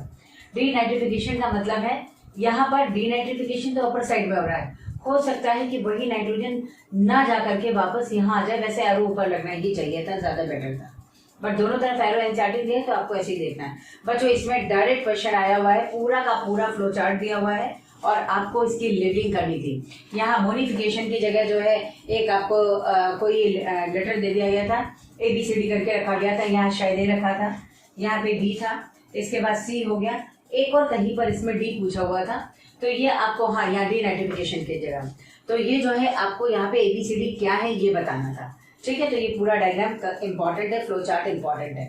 बच्चों नेक्स्ट आ जाते हैं। अब नाइट्रोजन का फिक्सेशन जिसकी बात मैं ये कर रही हूँ, ये नाइट्रोजन फिक्सेशन 2 टाइप के होते हैं, बायोलॉजिकल और ए बायोलॉजिकल। ए बायोलॉजिकल जिसमें लिविंग ऑर्गेनिज्म इन्वॉल्व ना हो, और जिसमें लिविंग ऑर्गेनिज्म इन्वॉल्व हो जाए वो बायोलॉजिकल है, राइट। उसमें भी बच्चों कुछ नॉन सिम्बायोटिक फॉर्म में फ्री लिविंग बैक्टीरिया है, आराम से फ्रीली रह रहे हैं बाहर और नाइट्रोजन का फिक्सेशन करते रहे, और कुछ ऐसे हैं जो सिम्बायोटिक है, यानी दूसरे ऑर्गेनिज्म के साथ, प्लांट के साथ सिम्बायोटिकली एसोसिएटेड है, नाइट्रोजन का फिक्सेशन करके नाइट्रोजन उनको दे रहे हैं, उसके बिहार में फूड उनसे ले रहे हैं, राइट, तो वो सिम्बायोटिक हो गए। बच्चों यहाँ पे जो फ्री लिविंग नाइट्रोजन फिक्सर्स है इसकी बात भी हम लोग यहाँ करेंगे अभी। उसके पहले मैं एक बार फिर से आपको बता दूं कि नाइट्रोजन फिक्सेशन है बायोलॉजिकल क्या होता है। जब भी ये वाला सीक्वेंस है, जब भी एटमॉस्फेरिक, जब भी बारिश हो रही हो और इलेक्ट्रिकल डिस्चार्ज हो रहा है, बिजली चमक रही हो, उस कंडीशन में आपको बताना है कि नाइट्रोजन ऑक्सीजन से कंबाइन करके नाइट्रोजन मोनोऑक्साइड और फर्दर कंबाइन करके नाइट्रोजन डाइऑक्साइड बनाती है। ये नाइट्रोजन डाइऑक्साइड रेन वाटर के साथ कंबाइन करके नाइट्रस एसिड, नाइट्रिक एसिड बनाता है। नाइट्रिक एसिड रेन वाटर के ही साथ अर्थ पे आएगा, एल्कली से कंबाइन करेगा और उसके नाइट्रेट बना देगा, राइट। प्लांट उसे इजीली एब्जॉर्ब कर लेगा। अब बच्चों चलते हैं हम लोग यहाँ पे नॉन सिम्बायोटिक में। ये तो शायद आपको फ्लो चार्ट बहुत अच्छे से क्लियर भी है, दिख भी रहा है, समझ भी आ रहा है। अब यहाँ पे बच्चों लोग बात करते हैं, यहाँ पे डिफरेंट स्टेप से इतने क्वेश्चंस आए हुए हैं कि अगर आप यही सीक्वेंस पढ़ लेंगे आपके एनसीईआरटी भी कवर हो जाएगी, और इसके साथ साथ जो है वो आपको बताना है यहाँ पे एनसीईआरटी कवरेज के साथ साथ नीट का भी पेपर जो क्वेश्चन आए हुए वो सब कवर है। चलो बच्चों इसमें बात करते हैं। देखो free living nitrogen fixing bacteria, तो फ्री लिविंग मैंने क्यों कहा, क्योंकि ये सब नॉन सिम्बायोटिक है। जो नॉन सिम्बायोटिक होता है ना उसे हम फ्री लिविंग कहते हैं। तो बच्चों ये free living nitrogen fixing aerobic bacteria है, ध्यान आपको यहाँ पे देना है, ये एरोबिक बैक्टीरिया है। इस एरोबिक बैक्टीरिया में एग्जाम्पल मैंने क्या लिखा है, अजोटोबैक्टर, विजरनिकिया एंड एजोस्पाइरिलम। ये आपको याद रखना है, ये नाइट्रोजन फिक्सेशन करे, लेकिन बैक्टीरिया का कैरेक्टर क्या है, एरोबिक है, ठीक, ऑक्सीजन की प्रेजेंस में ही सर्वाइव करेगा। फ्री लिविंग है भाई, बाहर पड़ा है, ऑक्सीजन में की प्रेजेंस में सर्वाइव कर रहा है, एरोबिक भी है और नाइट्रोजन का फिक्सेशन भी कर रहा है। जब डेड हो जाएगा तो इनका खुद ही नाइट्रोजन जो है वो मिक्स हो जाएगा सॉइल में। तो यहाँ आपको लिखना है बच्चों, इसमें अजोटोबैक्टर भी आया हुआ है, दूसरा जो है यहाँ विजरनिकिया भी आया हुआ है, और एजोस्पाइरिलम भी पूछा गया है कि ग्रेमिनी फैमिली के मेंबर जहां भी ग्रो करते हैं उस फील्ड में मेनली कौन सा बैक्टीरिया है, तो आपको बताना था एजोस्पाइरिलम। एजोस्पाइरिलम बच्चों लूज एसोसिएशन में है, ये नाइट्रोजन का फिक्सेशन करके सॉइल में ट्रांसफर कर देगा और सॉइल से ही जो प्लांट का बना हुआ फूड है सॉइल में जाएगा और सॉइल से ही एब्जॉर्ब करता है, इसको कहते हैं लूज एसोसिएशन, राइट। सेकेंड है बच्चों ये नाइट्रोजन का फिक्सेशन ये भी करेगा, लेकिन ये एनारोबिक है। डायरेक्ट एग्जाम्पल याद रखना है, यहाँ पे आपको क्लॉस्ट्रिडियम एंड रोडोस्पाइरिलम, रोडोस्पाइरिलम आपके एनसीईआरटी में भी है और ये स्टेटमेंट बेस्ड क्वेश्चन में भी आया हुआ है। इसके बाद नेक्स्ट आता है बच्चों ऐसा बैक्टीरिया जो नाइट्रोजन का फिक्सेशन भी करे और फोटोसिंथेटिक भी हो, तो इसमें आपको याद रखना है रोडोस्यूडोमोनास एंड रोडोस्पाइरिलम। यदि रोडोस्पाइरिलम आप ये नहीं कहोगे मैम ये तो आपने एनारोबिक में लिखा है, अरे भाई जो फोटोसिंथेटिक है वो एनारोबिक भी तो हो सकता है ना, तो इसमें कोई सोचना नहीं है। रोडोस्पाइरिलम ये एनारोबिक भी है और इसके साथ साथ फोटोसिंथेटिक भी है। इसके अलावा रोडोस्यूडोमोनास है, डायरेक्ट बच्चों याद रखना है, रोडो से आप समझ सकते हो, है ना, फोटोसिंथेटिक है। नेक्स्ट बच्चों nitrogen fixing blue green algae BG है, एनाबिना है, नॉस्टॉक है, होने को तो बहुत सारे एग्जाम्पल हैं। एनाबिना है, नॉस्टॉक है, ओलोजिरा स्पेशली राइस फील्ड में है, कई बार आपसे पूछा गया इन तीनों पर, तो ओलोजिरा स्पेशली राइस फील्ड में होता है। इसके अलावा सिलेंड्रोस्पर्मम है, बहुत सारे ऐसे एग्जाम्पल आपको मिल जाएंगे, बट जो क्वेश्चन आते हैं वो इनसे आते हैं, नॉस्टॉक, एनाबिना, ओलोजिरा, राइट, ये राइस फील्ड में होता है मेनली। बच्चों इसके बाद सिम्बायोटिक नाइट्रोजन फिक्सेशन की बात करें कि सिम्बायोटिक नाइट्रोजन फिक्सर्स कौन से हैं। बच्चों जो सिम्बायोटिक नाइट्रोजन फिक्सर्स हैं ये तो सारे क्या थे, फ्री लिविंग, नॉन सिम्बायोटिक थे। सिम्बायोटिक क्या है, वैसे बहुत सारे एग्जांपल आप ब्रायोफाइट का भी ले सकते हो, उसमें होता है एंथोसिरोटॉक्सिडा का एंथोसिरोस, उसे मीजलिजिनस कॉलोनी में नॉस्टॉक है, बट उसमें क्वेश्चन अभी तक कभी नहीं आया है। आपको टेरिडोफाइट से याद रखना है azolla, it is a pteridophyte and there anabaena azollae is present, इसीलिए जो है यहाँ पर क्या होता है, अजोला का ग्रीन मैन्योर के फॉर्म में यूज होता है। क्वेश्चन यहाँ से आया हुआ है, which is used as green manure, azolla. Why azolla is used as green manure due to the presence of anabina? ये सब क्वेश्चन आया हुआ है, तो आपको इसको ध्यान से देखना है। नेक्स्ट है कॉरोलॉइड रूट ऑफ साइकस। साइकस की कॉरोलॉइड रूट को बच्चों हम लोग देखेंगे तो साइकस में एक्चुअली दो टाइप की रूट होती हैं। एक तो टैप रूट है जो बिल्कुल डेप्थ में चली जाती है, इसको सपोर्ट देती है, वाटर मिनरल एब्जॉर्ब करती है, राइट। दूसरा बच्चों कॉरोलॉइड रूट है। कॉरोलॉइड रूट क्या होती है, सरफेस फीडर है, कोरल लाइक यानी मूंगी की तरह दिखती है, और इसमें क्या होता है, इसके मिड कॉर्टेक्स में नॉस्टॉक और एनाबिना दोनों है, तो वह नाइट्रोजन का फिक्सेशन भी कर देगा और फूड उससे ले लेगा, इसे सिम्बायोटिक है। थर्ड ये भी आया हुआ बच्चों सिम्बायोटिक एसोसिएशन में। नेक्स्ट आ जाओ नॉन लेग्यूमिनस प्लांट। बच्चों नॉन लेग्यूमिनस प्लांट कैजुराइना, अनलस, दोनों एग्जाम्पल आए हुए हैं, दोनों में आपसे पूछा गया है कौन सा बैक्टीरिया होता है, इसे कहते हैं फ्रैंकिया। फ्रैंकिया बैक्टीरिया बेटा फिलामेंटस है, और ये जो है फंगस लाइक अपीयरेंस है, इसे कहते हैं एक्टिनोमाइसिटीज का है। Actino term is used for rays की तरह दिखता है, और माइसिटीज जो है फंगस की क्लास का जो है पार्ट है, इसलिए फंगस लाइक फिलामेंटस है, तभी हम लोग कहते हैं एक्टिनोमाइसिटीज का फिलामेंटस बैक्टीरिया है फ्रैंकिया। और ये non leguminous plant, leguminous plant का मतलब क्या होता है, जिनमें लेग्यूम्स या पॉड हो, फलियां देखते हो ना मटर की, दाल में फलियां होती हैं, इन्हें कहते हैं यहाँ पे पॉड, और जहां भी पॉड हो वो लेग्यूमिनस है, लेग्यूम्स कहते हैं इनको। आपने पढ़ा है ये फ्रूट का टाइप है लेग्यूम्स। चलो तो इसमें नॉन लेग्यूमिनस प्लांट से बच्चों जिसमें फ्रैंकिया प्रेजेंट होगा, ये भी आया हुआ है। मतलब नाइट्रोजन फिक्सेशन इतना इंपॉर्टेंट है कि आप सोच सकते हैं कि यहाँ पर जो है वो सारे एग्जाम्पल ऑलमोस्ट आपको पढ़ने हैं। चलो बच्चों नेक्स्ट आता है लेग्यूमिनस प्लांट। लेग्यूमिनस प्लांट्स क्या होते हैं, तो मैंने कुछ एग्जांपल लिखे हैं जो आपके एनसीईआरटी ने लिख रखा है। अदरवाइज कंप्लीट फैबेसी फैमिली या लेग्यूमिनस फैमिली सारी की सारी आएंगी भाई। ऑल टाइप ऑफ पल्सेस हैं, ग्राउंड नट है, इसके अलावा जो है आपने इंडिगो फेरा वगैरह पढ़ा है, शायद याद आ रहा हो आपको, सेसबानिया है, ये फोडर के फॉर्म में यूज होता है। अल्फा अल्फा ग्रास है ना, बहुत सारे हैं। क्लोवर, स्वीट क्लोवर, ये सारे, क्लोवर का मतलब लॉन्ग नहीं होता, लॉन्ग की इंग्लिश क्लोव है, आप लोग यहाँ कंफ्यूज होते हैं। क्लोवर बेटा फोडर प्लांट है, तो स्वीट क्लोवर हो गया, जिसे बरसीन वगैरह कहा जाता है, इस तरह के प्लांट है, ट्राइफोलियम वगैरह सब हो गया इसमें, ठीक। इनमें जब आप देखोगे तो राइजोबियम बैक्टीरिया है बेटा। राइजोबियम बैक्टीरिया का थोड़ा सा मैकेनिज्म मैं यहाँ बताती हूँ वर्बली आपको, लेकिन आपको जो है उसमें मैं डायग्राम आपको एनसीईआरटी से देखना है, मैं यहाँ बताती हूँ कैसे होगा। इसके पहले बच्चों एक चीज और इम्पोर्टेंट, एक क्वेश्चन आया है, anabaena and nostoc are found in, first option था free living form, second option था सिम्बायोटिक फॉर्म, थर्ड ऑप्शन था above, both of the above, और फोर्थ ऑप्शन था एनी ऑफ दीज।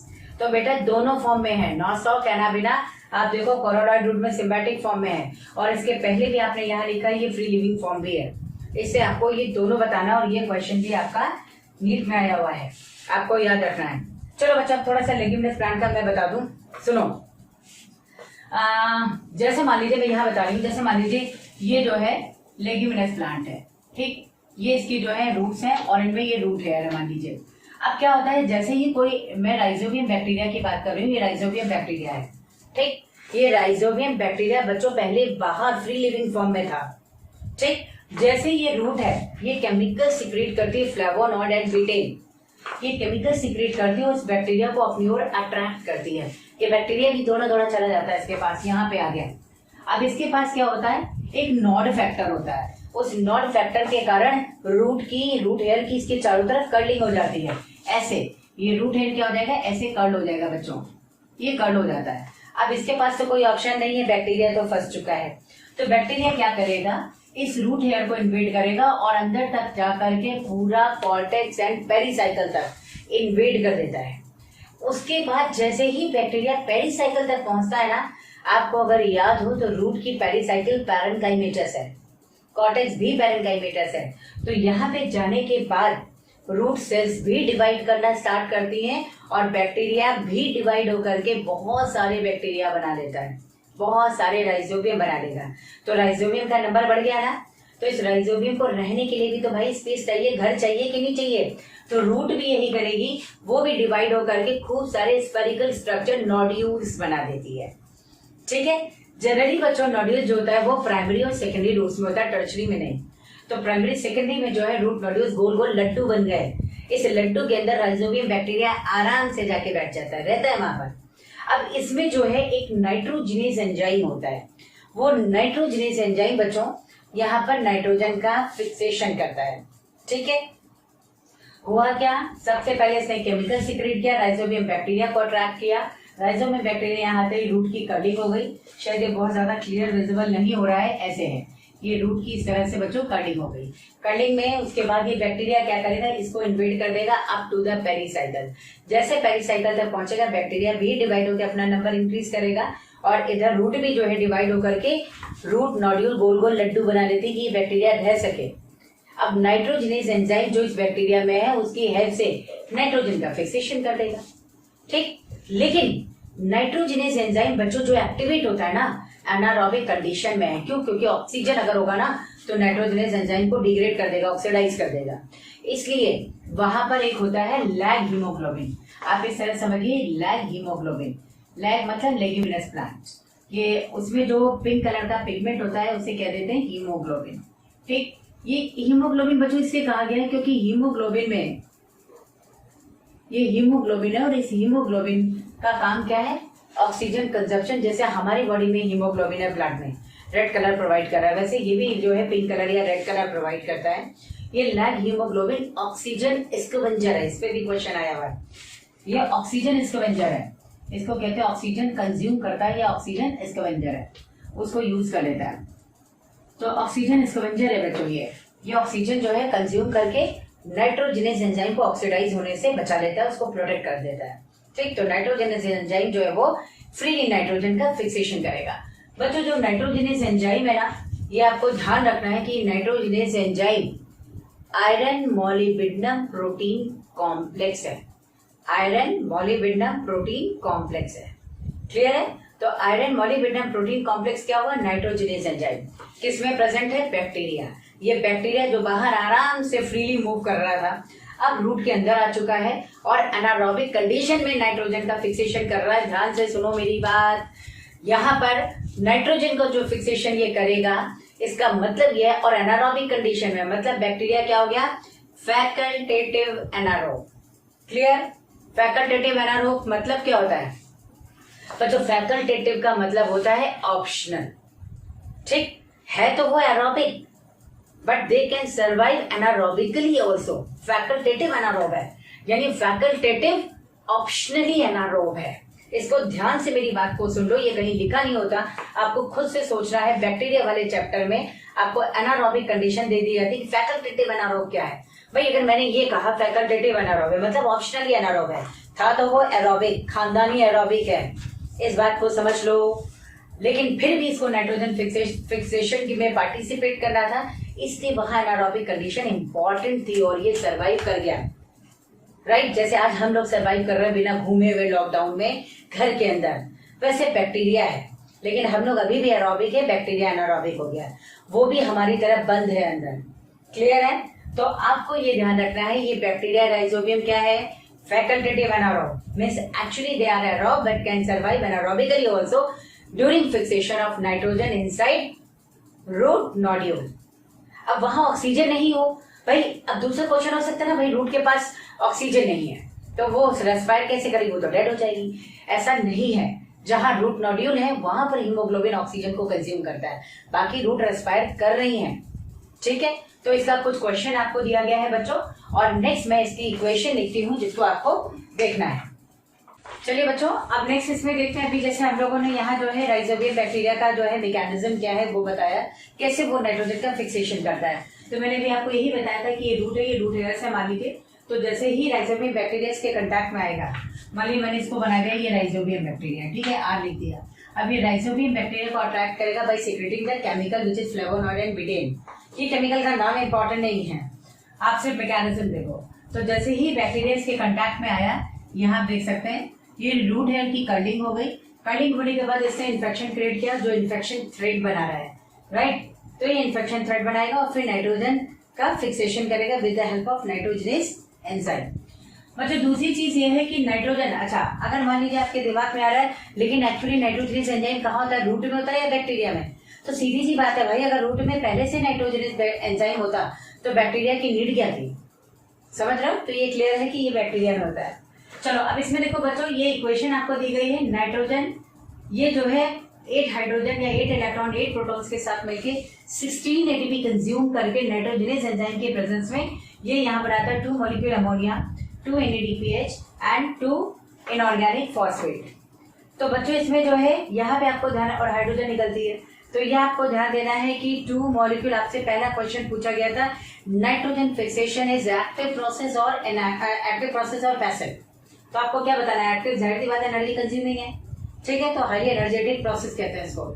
सेकेंडली अगर आपको ये जानना है कि सिंगल मॉलिक्यूल अमोनिया के प्रोडक्शन में कितने एटीपी लगे, तो आपको बताना है 8, क्योंकि सिंगल मॉलिक्यूल यहाँ 2 मॉलिक्यूल अमोनिया बन रहा है, तो सिंगल मॉलिक्यूल के फॉर्मेशन के लिए कितना लगेगा, 8 एटीपी। तो आपको ध्यान रखना है 8 एटीपी, राइट।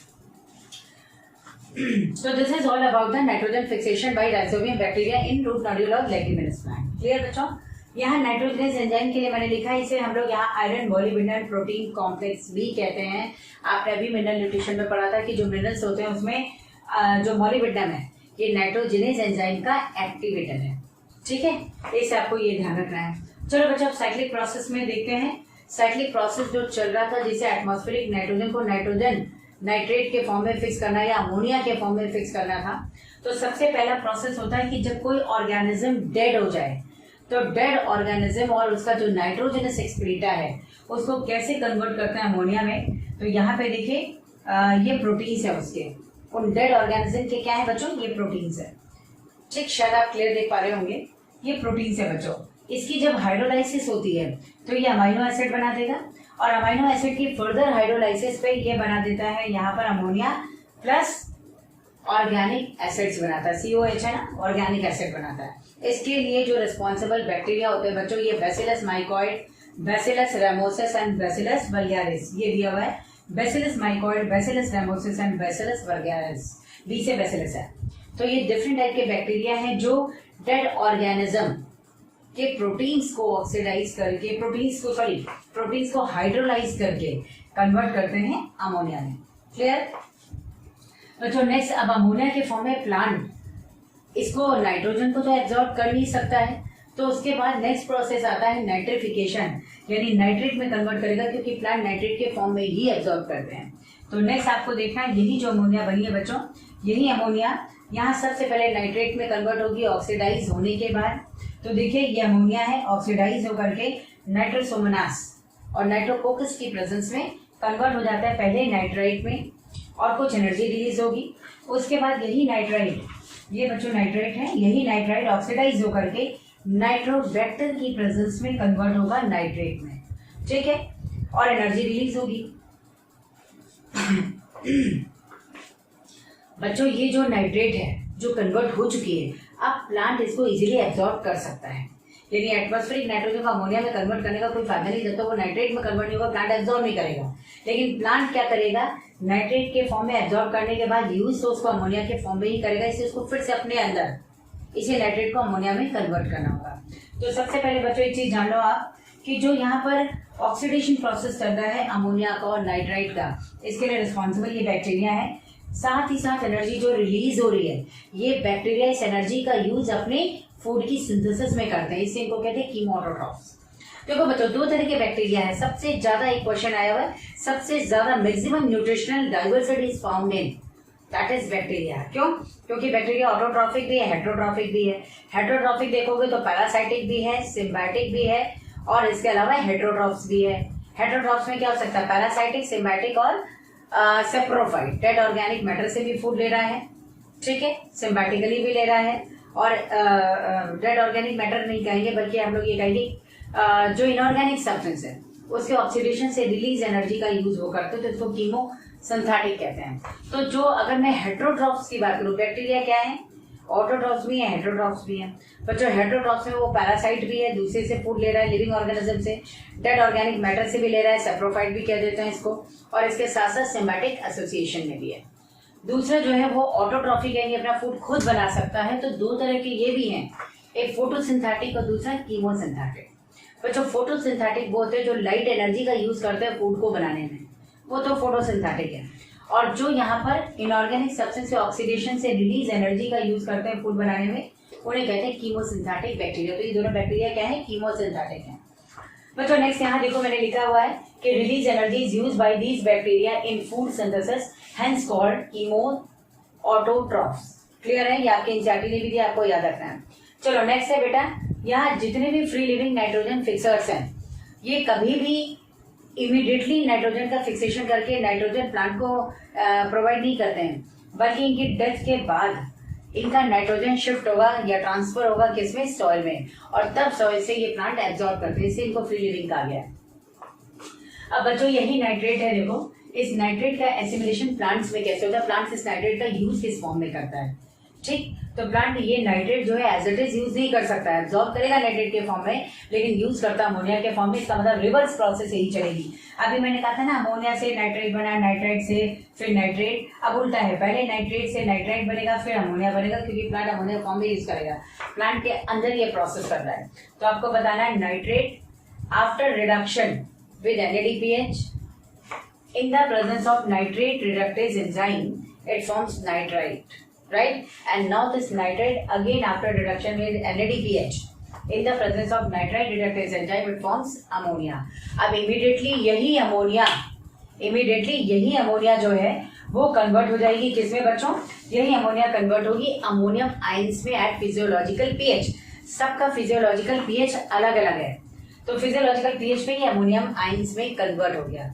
अब इसमें देखिए किस तरह से वो जो है अमाइनो एसिड, क्या जरूरत थी इसको अमोनिया की, ये अमाइनो एसिड की सिंथेसिस करता है, इसलिए तो अमोनियम आयंस में इसको पहले कन्वर्ट करेगा। अमोनियम आयंस क्या बच्चों, रिएक्टिव फॉर्म है, ठीक है।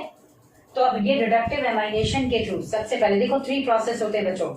एक होता है रिडक्टिव एमाइनेशन जिससे वो यहाँ अमाइनो एसिड बनाएगा, दूसरा होता है ट्रांस एमाइनेशन, यानी कुछ अमाइनो ग्रुप का ट्रांसफर इधर उधर करो और ये जो है बना लेगा नए अमाइनो एसिड, ठीक है। और ये जो डिफरेंट वेज हैं ये 2 तो इंपॉर्टेंट ही हैं। तो आप पहला देख लो इसमें क्या है, reductive amination. Ammonium ions alpha ketoglutaric acid से रिएक्ट करके NADPH से रिडक्शन के बाद क्या बनाएगा, अल्फा कीटोग्लूटरिक एसिड तो ग्लूटामेट या ग्लूटामिक एसिड बनाया, ठीक। इसी तरह से ठीक इसी की जगह अगर आपने ऑक्सैलो एसिटिक एसिड रखा तो ये बना देगा एस्पार्टेट या एस्पार्टिक एसिड। बच्चों ये चीज ध्यान रखना है आपको कि जो जैसे आपने क्राफ्ट साइकिल पढ़ा था तो आपने लिखा था ना कि proteins can enter bye 3 pathway. एक तो वहां था एसिटाइल कोएंजाइम में, याद आ रहा हो अगर आपको। दूसरा जो है अल्फा कीटोग्लूटरिक एसिड के थ्रू था, क्यों, क्योंकि अल्फा कीटोग्लूटरिक एसिड वो जो रिवर्सिबल प्रोसेस मैंने लिखा है, अल्फा कीटोग्लूटरिक एसिड वो ग्लूटामेट बना के प्रोटीन्स बना लेगा या प्रोटीन्स वापस से ग्लूटामेट बना के इसमें एंटर कर सकता है। और थर्ड मैंने प्रोसेस ऑक्सैलो एसिटिक एसिड के साथ देखा था कि ऑक्सैलो एसिटिक एसिड एस्पार्टेट बना करके प्रोटीन बना लेगा या प्रोटीन फिर से एस्पार्टेट बना के यहाँ से क्राफ्ट साइकिल में एंटर कर सकता है। एग्जैक्टली ये वही है, राइट। चलिए नेक्स्ट देखते हैं। चलिए बच्चों इसमें जो है अब अमाइनो एसिड कैसे बनते हैं, क्या जरूरत थी नाइट्रोजन के फिक्सेशन की, सारे तमाशे क्यों हैं, क्यों हो रहे हैं सारे तमाशे। भाई सारे तमाशे इसलिए हो रहे हैं कि एटमॉस्फेरिक नाइट्रोजन को अंदर ले लिया जाए प्लांट के थ्रू, एब्जॉर्बेबल फॉर्म में कन्वर्ट करो, इसको एब्जॉर्ब करो, अमोनिया में कन्वर्ट करो ताकि इससे ज्यादा से ज्यादा अमाइनो एसिड बन जाए। उसको क्या चाहिए, प्लांट को केवल अमोनिया चाहिए, जितने तिकड़म करने कर लो। और ये सारे तिकड़म कहाँ हो रहे हैं भाई, बाहर हो रहे हैं। प्लांट डेड हो गया, ऑर्गेनिज्म डेड हो गया, लिविंग ऑर्गेनिज्म डेड हो गया, प्रोटीन को कन्वर्ट करो अमोनिया में। अब एब्जॉर्ब नहीं हो रहा है, इसे नाइट्रेट में कन्वर्ट करके एब्जॉर्ब किया गया।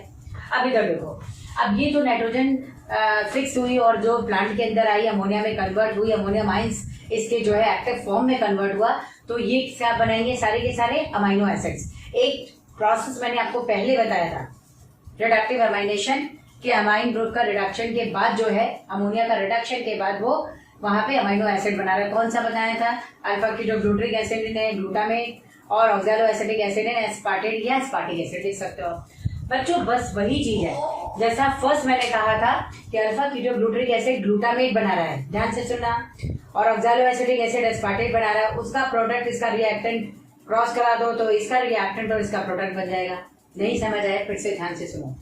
मैंने कहा था अल्फा कीटोग्लूटामिक एसिड क्या बना रहा है, ग्लूटामेट, ठीक। और दूसरा ऑक्सैलो एसिटिक एसिड क्या बना रहा था, एस्पार्टेट। तो जो ऑक्सैलो एसिटिक एसिड है एस्पार्टेट बनाएगा अल्फा कीटोग्लूटामिक एसिड, जो ग्लूटामेट बना रहा है इसका प्रोडक्ट उठाओ, और ऑक्सैलो एसिटिक एसिड रिएक्टेंट उठाओ।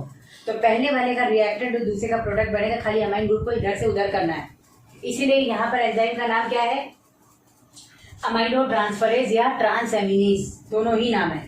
या तो ट्रांस एमिनेज का या अमाइनो ट्रांसफरेज के अमाइनो ग्रुप का ट्रांसफर हो रहा है, या ट्रांस एमिनेज एंजाइम अमाइन ग्रुप का ट्रांसफर कर रहा है, ठीक। तो बस यही देखो मैंने लिखा है ग्लूटामेट फर्स्ट रिएक्शन का product, oxalo acetic acid second reaction का रिएक्टेंट, और दोनों के रिएक्शन के बाद एस्पार्टेट बना, ये क्या है सेकंड रिएक्शन का प्रोडक्ट, और ये क्या है फर्स्ट रिएक्शन का रिएक्टेंट।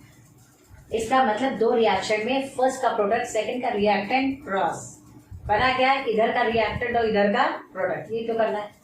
और एनसीईआरटी ने यहाँ इस फॉर्म में दे रखा है कि भाई एक अमाइनो ग्रुप का डोनर है और एक अमाइनो ग्रुप का एक्सेप्टर है, ये एक्सेप्टर है, ठीक है ना। तो यहाँ पे क्या है अमाइन ग्रुप का केवल इसका इधर उधर ट्रांसफर हो रहा है। आप देख लो ये R1 था, R1 के साथ साथ जो है ये R1 इधर आ गया, R2 इधर आ गया, अपने आप देखो ग्रुप चेंज हो गए और ये बन गया एक एज अ डोनर और एक एज अ रिएक्टेंट वर्क कर रहा है, ठीक है। चलिए बच्चों नेक्स्ट आता है थर्ड जो प्रोसेस है, ये एक्चुअली प्रोसेस नहीं है। कोई भी प्लांट अगर अमाइनो एसिड का ट्रांसपोर्ट कर रहा है तो बच्चों अमाइनो एसिड का ट्रांसपोर्ट करता है ये, इससे बेटर है कि वो अमाइड का ट्रांसफर करे, क्योंकि अमाइड के पास एक्स्ट्रा नाइट्रोजन है। आप ये सोचो आपको बहुत तेज प्यास लगी है, आपको पानी पीना है, क्या स्पून से पियोगे, गुस्सा आएगा ना, लेकिन एक साथ ग्लास ले लो तो ज्यादा मजा आएगा ना कि प्यास भी लगी पानी पी लिया फटाफट, राइट। इसी तरह से अगर प्लांट को नाइट्रोजन की जरूरत है तो छोटा छोटा अमाइनो एसिड के फॉर्म में नहीं जाएगा, एमाइड्स के फॉर्म में जाएगा, एक्स्ट्रा नाइट्रोजन है उसमें। कैसे है, जैसे मैं ये ग्रुप बता दूं आपको कि अमाइनो एसिड मैंने कहा था जैसे RCH NH2 इधर होता है, इधर COH एसिड बन गया बच्चों। इसी का जो हाइड्रोक्सिल ग्रुप बनता है अमाइनो एसिड का, मैं यहाँ बताती हूँ। जैसे ये अमाइनो एसिड है, ये अमाइनो एसिड हो गया ना। अब इस अमाइनो एसिड में ये जो हाइड्रोक्सिल ग्रुप है इसको रिप्लेस करके अमाइन ग्रुप यहाँ भी जुड़ जाएगा। तो आप ये सोचो कितने सारे नाइट्रोजन इसमें हो जाएंगे। इसलिए प्लांट अमाइनो एसिड के कंपैरेटिवली अमाइड्स के फॉर्म में ट्रांसपोर्ट करता है थ्रू जाइलम, राइट। अब यहाँ पे देखो यही चीज मैंने दिखाई कैसे ये अमाइड्स में कन्वर्ट हो रहे हैं। जैसे ग्लूटामीन बना था ना, ये ग्लूटामीन हो गया, सॉरी ग्लूटामीन नहीं ग्लूटामेट या ग्लूटामिक एसिड बना। तो ग्लूटामेट जो है फिर से अमोनियम आयन और एटीपी से कंबाइन करके इस एंजाइम की प्रेजेंस में इसने क्या बनाया, ग्लूटामीन। बच्चों ग्लूटामीन क्या है, एमाइड है। यानी प्लांट्स जो हैं वो नाइट्रोजन का ट्रांसपोर्ट दो एमाइड्स के फॉर्म में करते हैं, mainly glutamine and asparagine. Glutamine most preferred है, सबसे ज्यादा प्रेजेंट है, इससे ग्लूटामीन कहते हैं जो ग्लूटामिक एसिड से बना है, और दूसरा एस्पाराजीन जो स्पार्टिक एसिड से बना हुआ है, ठीक है ना। तो एमाइड्स में कन्वर्ट कर दिया, मतलब जो रिएक्शन में ऑक्सैलो एसिटिक एसिड ने स्पार्टिक एसिड, ऑक्सैलो एसिटिक एसिड ने स्पार्टिक एसिड बनाया, वो स्पार्टिक एसिड को भी एस्पाराजीन में कन्वर्ट होना होगा, राइट। और दूसरा जो अल्फा कीटोग्लूटामिक एसिड ने ग्लूटामेट बनाया था उसको ग्लूटामीन में कन्वर्ट होना, क्योंकि ये दोनों क्या है, एमाइड्स। तो प्लांट भाई जनरली ट्रांसपोर्ट किस फॉर्म में करेंगे, एमाइड्स के फॉर्म में करेंगे। तो ये एमाइड के फॉर्म में उसका ट्रांसपोर्ट करते हैं। एडिशनली अगर देखा जाए तो लेग्यूमिनस प्लांट है, ये भी क्या करते हैं भाई, इनको भी तो कुछ करना है, तो रूट नोड्यूल से वो एडिशनली क्या करते हैं, यूराइड्स के फॉर्म में ट्रांसपोर्ट करते हैं, ये यूराइड्स है, ठीक। तो आपको ये इतना ध्यान देना है। इसके बाद हम लोग बच्चों क्वेश्चंस करते हैं, ठीक। तो यहाँ जो है यूराइड्स के फॉर्म में ट्रांसपोर्ट होना है, और किसमें, लेग्यूमिनस प्लांट्स में केवल। लेकिन ये एक्यूमुलेट नहीं कर सकते हैं, ये चीज से आपको ध्यान देना है, एक्यूमुलेट नहीं कर सकते हैं। तो मेन जो यहाँ पर एमाइड्स है वो कौन सा है, ग्लूटामीन। ये भी आपको क्वेश्चन करने में मिलेगा, ग्लूटामीन मेन है, उसके बाद एस्पाराजीन होगा, राइट।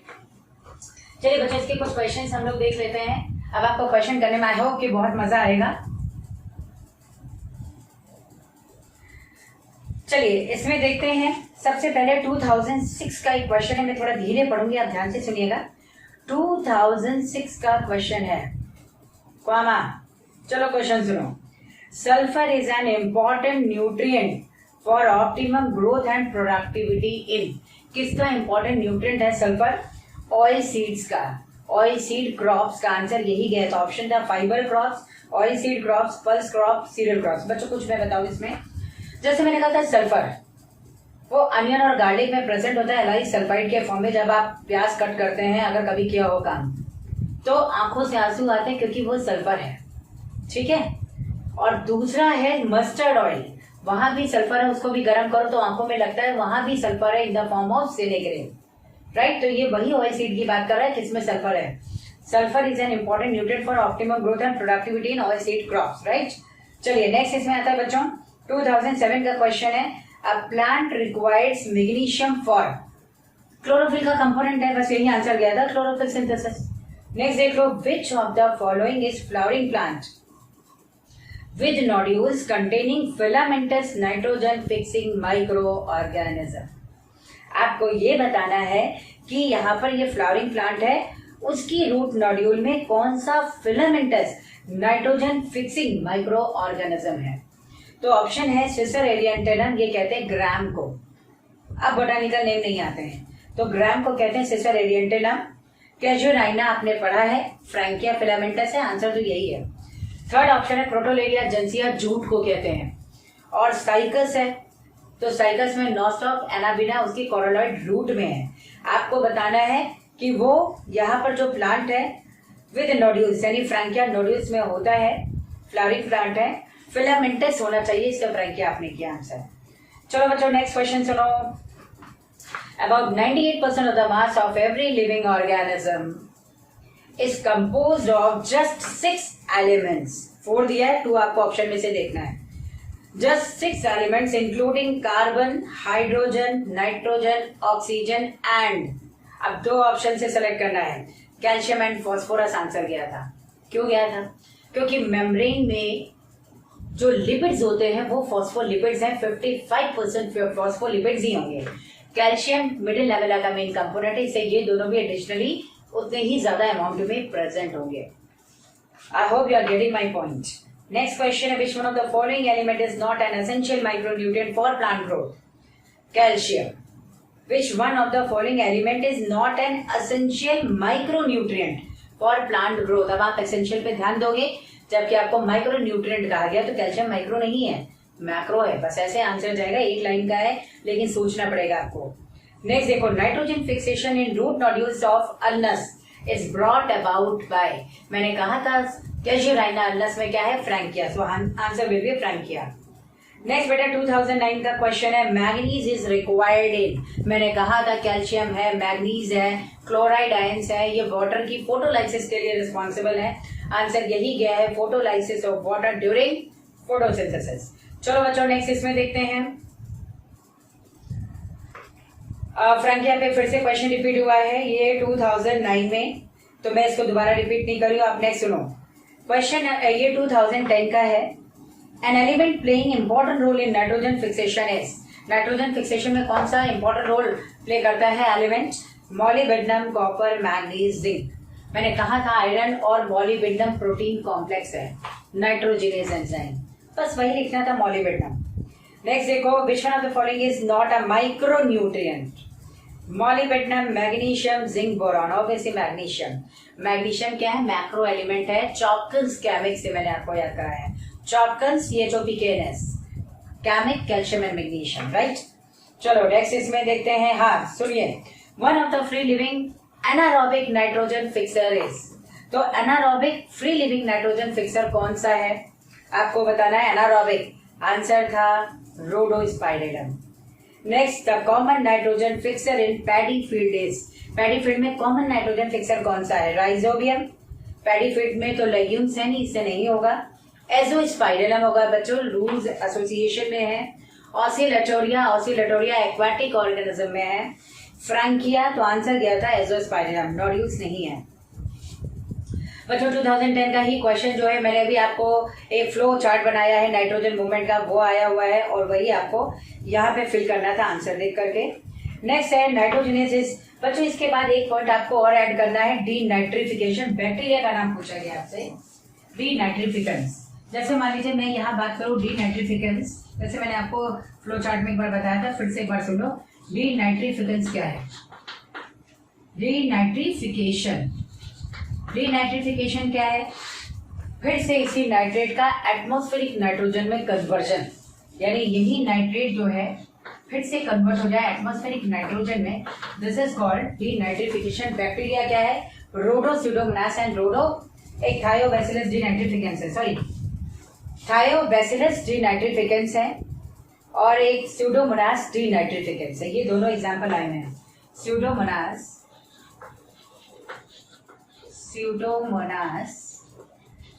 डीनाइट्रिफिकेंस, ये तो पूछा ही गया आपसे।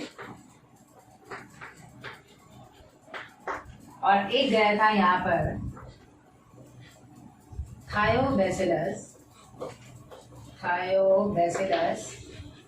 डीनाइट्रिफिकेंस। बच्चों ये आपका नीट में पूछा हुआ क्वेश्चन है, ठीक है। चलिए अब देखिए नेक्स्ट क्वेश्चन कहाँ पे रुक गया था भाई।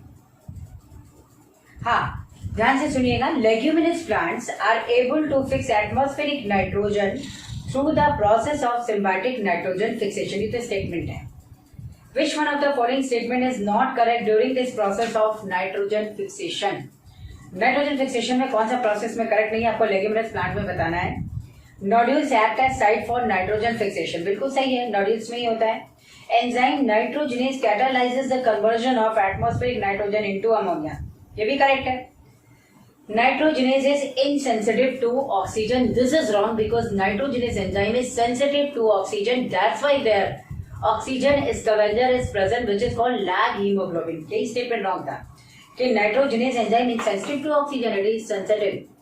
और लास्ट था lag hemoglobin scavenges oxygen and in pinkish in color. ये तो सही है। चलिए बच्चों इसके बाद नेक्स्ट है, a prokaryotic autotrophic nitrogen fixing symbiont is found in prokaryotic भी हो, नाइट्रोजन फिक्सिंग भी हो, सिम्बायोंट भी हो, साइकस। इसमें था एनाबिना एंड नॉस्टॉक। अगला है which one of the following element is plant is not remobilised. कौन सा रीमोबिलाइज नहीं? ऑब्वियसली कैल्शियम, क्योंकि स्ट्रक्चरल रोल प्ले करता है। और जो इसमें आंसर जो ऑप्शन जो है सल्फर भी है, देखिए phosphorus, calcium, option number 1 phosphorus, option number 2 calcium, option number 3 potassium and option number 4 sulphur. तो अगर सल्फर देना होता तो कैल्शियम रॉन्ग हो जाता है, इससे कैल्शियम को यहाँ पर प्रायोरिटी पे रखा है। नेक्स्ट बच्चों, an organism use as bio fertiliser for raising soybean crops. तो आपको बताना था राइजोबियम, क्योंकि लेग्यूमिनस प्लांट में उनकी रूट नोड्यूल में राइजोबियम है। नाइट्रीफाइंग बैक्टीरिया क्या करता है? Nitrifying bacteria oxidises the ammonia to nitrates, ये डायरेक्ट आंसर है ये। इसके बाद हाँ एक क्वेश्चन था, which one of the following is not an essential mineral element for the plant while remaining 3 are? Phosphorus, iron, manganese, cadmium. Obviously cadmium कहीं भी ये नहीं प्लांट में प्रेजेंट है, कहीं नाम नहीं लिया गया अभी तक। विच one of the following is essential for photolysis of water? Obviously manganese. इसके बाद फोटोलाइसिस ऑफ वाटर से फिर से क्वेश्चन रिपीट हो रहा है। चलिए नेक्स्ट इसमें है, which one of the following is wrong statement? Phosphorus is a constituent of cell membrane, certain nucleic acid and all proteins. सारे प्रोटीन्स में बच्चों सल्फर नहीं होती है। सल्फर रिच प्रोटीन्स कौन से हैं? उसमें अमाइनो एसिड्स के कुछ के नाम है, सिस्टीन है, मैथियोनिन है, उनमें होंगे, से सारे प्रोटीन्स में भी नहीं होंगे। नेक्स्ट है nitrosomonas, nitrobacter are chemoautotrophs, correct मैंने नोट करवाया है। Anabaena nostocs are capable of fixing nitrogen in free living state also, ये भी आपने नोट किया है।